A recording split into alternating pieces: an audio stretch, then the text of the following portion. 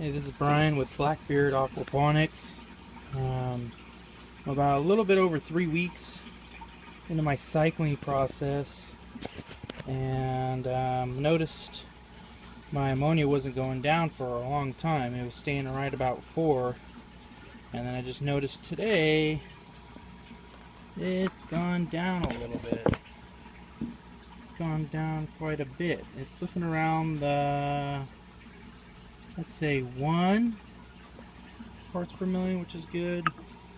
The nitrites, and the heavier, looks like they're staying around the 5, maybe a little bit lighter. Yeah, I'd say about 5.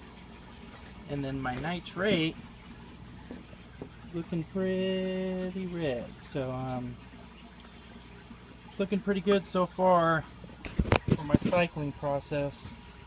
My pHs, I've got this pH tester I picked up from the hydroponics store. Go look at my sump.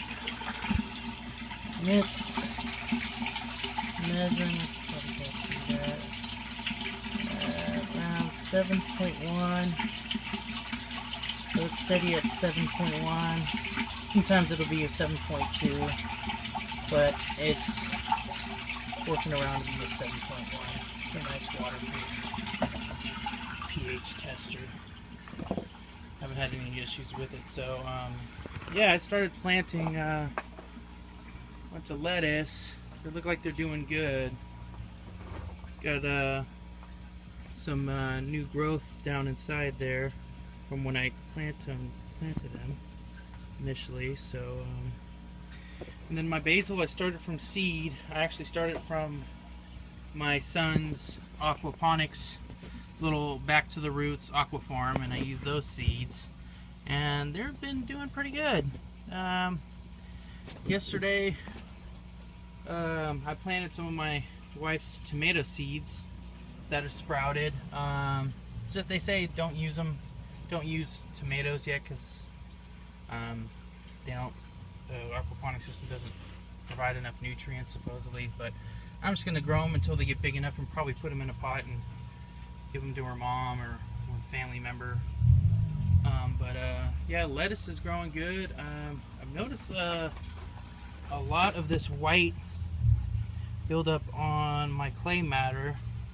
I think it's possibly due to adding some pH down, because when I first started my system, my pH was so high. It was around, I think it was, let's see if I do remember, it was like, yeah, it was about an 8.8, 8.4. So I was getting pH stuff down, and it just, oh, here's the other tomato. It's just coated these clay media in white, so I don't know if that's harmful or anything like that. It doesn't look like it's done any effect to the plants, because the plants are doing crazy, basil on top of each other, because this little guy under here didn't look like he was gonna make it, and he did, so they're just going together. And there's another tomato. I don't know if it's 102 today, so I don't know if they like the heat, but this all this lettuce is getting some new growth. So yeah, here's one of my beds. So hopefully that's enough plants to start eating up all those nitrates. There's a little bit of some of the dirt. Since I added plants, I got some red wigglers, and this is just leftover dirt that's from them when I put them in the system. So yeah, there's that. There's my bell siphon. So what I have going, here's my fish tank. No fish in it yet, but I painted it green. Just, some green.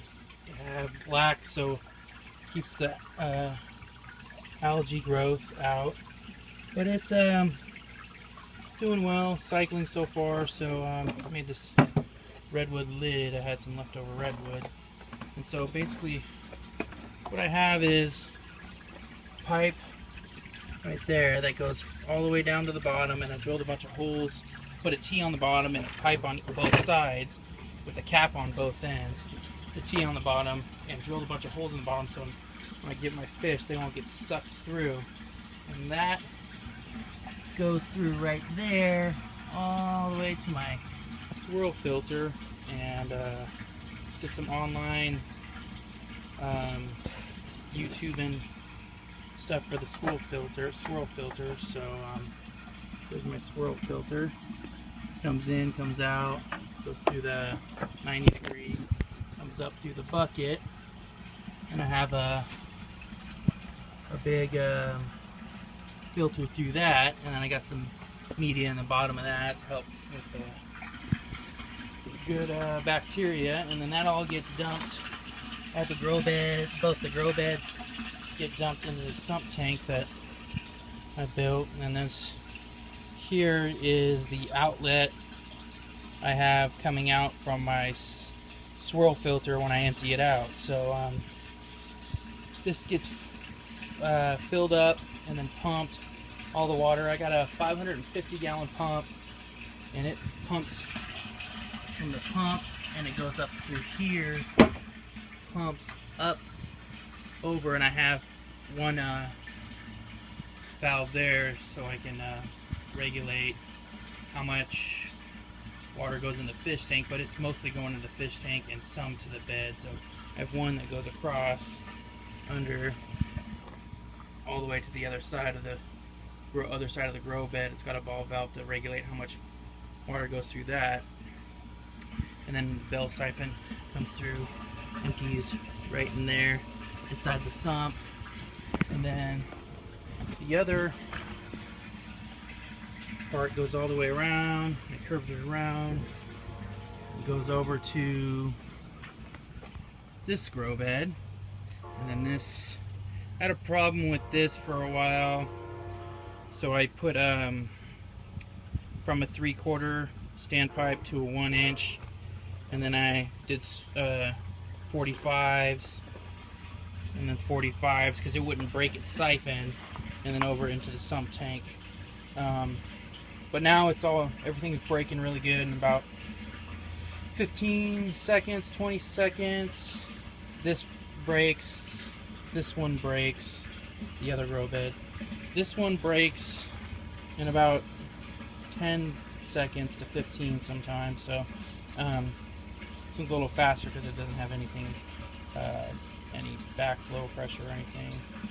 I've tank's at 86 degrees Fahrenheit right now. I just installed the heater and the air pump just for my cycling process. I've got this heavy-duty GFI outlet, and it's wired into my my shed that has panels in it, so it's got a good power source. Eventually probably would like to go solar on this a long way down the road, but yeah, so far that's what my system is like. This is my first system, so hopefully it goes good. Any ideas for the white build up on my clay media? Any suggestions? That would be great if you can leave me a comment. But any other updates will be coming soon. And this is Brian with Blackbeard Aquaponics, and I will talk to you later. Thanks. Bye.